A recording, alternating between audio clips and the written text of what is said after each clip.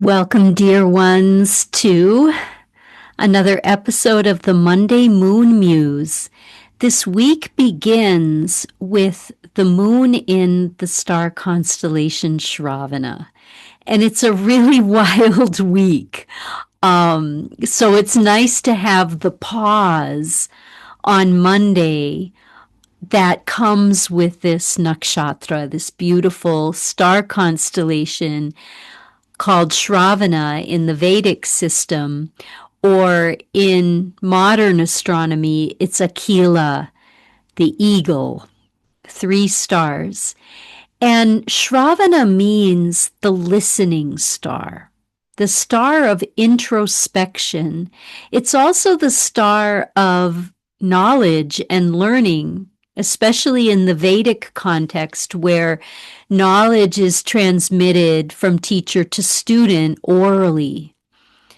It's also the 3 syllables of the mantra Om. Shravana has 3 syllables, and each one connects with one of the sounds in the mantra Om. Ah, oo, And it's said that everything is contained in Om. The laws of creation, maintenance, and destruction are all revealed in this tiny seed form, this potent sound bite, the mantra Om. So the week begins with the moon in Shravana, which gives us a moment of reassessment, of inner listening, of quiet. You may be feeling, like I've been feeling, a deep pull to meditate or pray or be quiet or be introspective or not engage too much. And this comes, like I said, right at the beginning of a rather intense week. We have our first solar eclipse of 2026 happening on the 17th of February of 2026, which launches what we call eclipse season, but it also launches a new segment of growth. A portal of growth opens that lasts 6 months until the next eclipse season, and then we go through another portal of growth. So eclipses are really special for a number of reasons.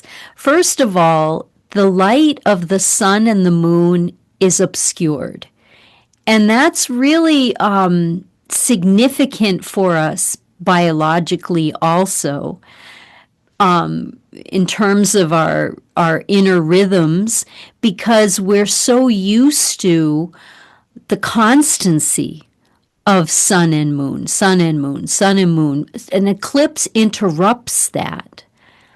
It interrupts our usual preoccupied being that's either preoccupied with the sun, which is that sense of I am, I exist, ego, or the moon, which is I feel, my emotions, my inner drives and impulses and instincts. So for a moment during an eclipse, we get to go beyond our usual functioning and glimpse something beyond ego, beyond emotion, beyond memory, all the different movements of the ordinary conscious mind, and we get to dip into the deeper source of who we are. So this is one thing that's really special about eclipses. They give us that opportunity to dive deep within. But for what value or for what purpose? The ancient astronomers discovered that eclipses actually coincide with moments of collective growth.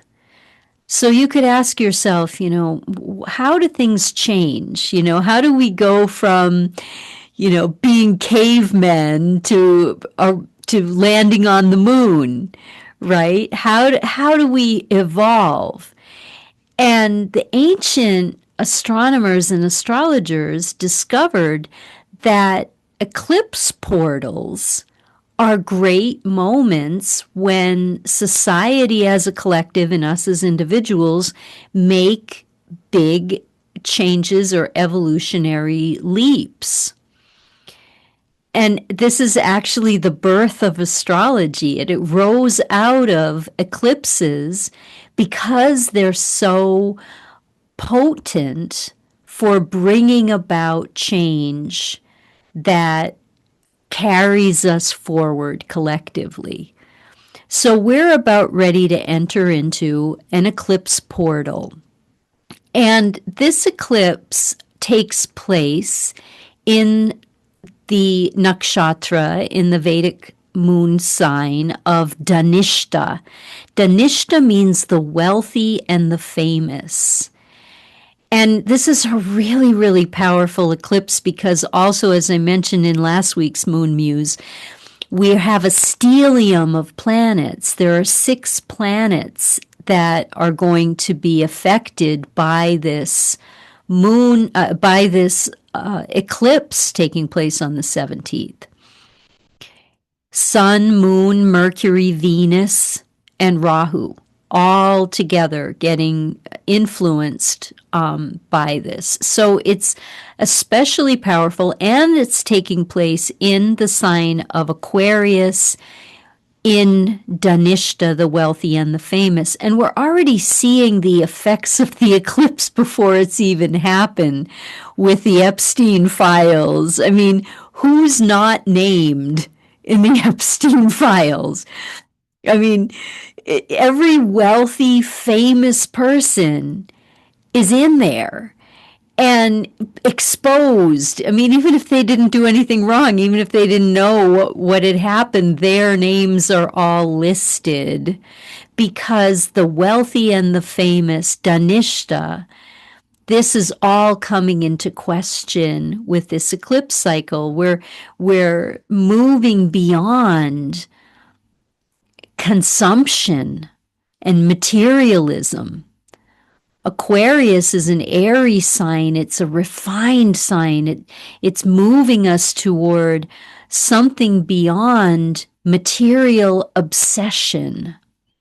This is the change that's coming collectively in our world, in our society. I mean, it's been building for such a long time. Look at the environmental damage, the trash, the garbage, the pollution. All of this is coming because of our obsession with consumption that has made certain people very wealthy and very famous. And so we start to loosen our attachment to this kind of thing as being the measure of worth and value.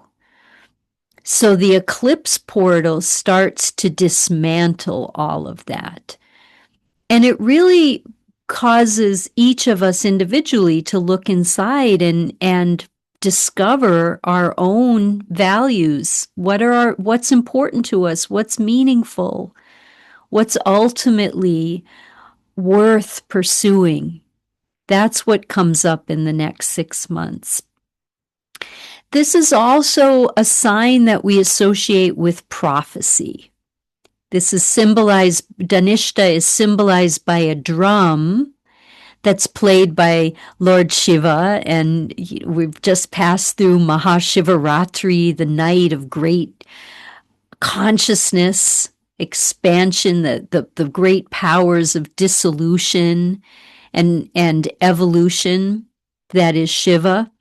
And he plays this drum that it has 2 triangles, an upward facing triangle and a downward facing triangle that meet at an apex. And a bead is tied to a string. So the drum is played by rattling that bead back and forth on each side of the drum. And this is the meeting. It's a symbol of the meeting of heaven and earth. The ascent, the spiritual ascent of the human meets the downward descent of the divine for a message that is beneficial for humanity. So Dhanishta is always associated with prophecy or new ideas, new ways of looking at things. So if we look through history, whenever there's a big social change, there's a new ideology, there's a new vision, a new way of defining ourselves as humans, as a civilization. And that's coming in the next 6 months. A new kind of voice appears politically, socially, in the spiritual realms, a new way of deriving meaning that goes beyond what we have been obsessed with since the end of World War II, which is consumption. And that's the heart of Dhanishta, this star constellation, and the portal, the eclipse portal that we're about ready to enter into the next 6 months of life. So it's not that the eclipse happens and, the apocalypse comes. It's not like that. It's more like a door opens and we walk through that door, we walk through that gate into a new realm of being. So they're actually really exciting moments, but they're not typically times where we start something new, because they're an ending. They're an ending and a beginning. They're a liminal space. They're a betwixt and between kind of space. So eclipses are really good for tuning in to source, meditation, being quiet, listening without, interpreting, allowing a message to come through, allowing a vision to come through you. That's what eclipses are good for. In India, during eclipses, people take what's called a holy dip, or a ritual bath in sacred rivers. And it's symbolic and actual, an act of cleansing, of releasing what you've just gone through for the past 6 months and meeting the next 6 months with fresh mind and body. So however you construct your own ritual bath or ritual cleansing, this is a really good use of the eclipse energy. Release the old, step through the portal into the new evolutionary journey that will take us through the next 6 months. So this is what I wanted to share with you all for this week's Monday Moon Muse. I wish you all the best for the week ahead and look forward to connecting with you all next week. If you'd like to find out your moon sign, by the way, I've included the link below to my Vedic moon signs calculator, and you just enter your birth information and you can find out what your moon sign is in the Vedic astrological system. Sending you lots of love, everybody, and thanks for tuning in to our Monday Moon Muse.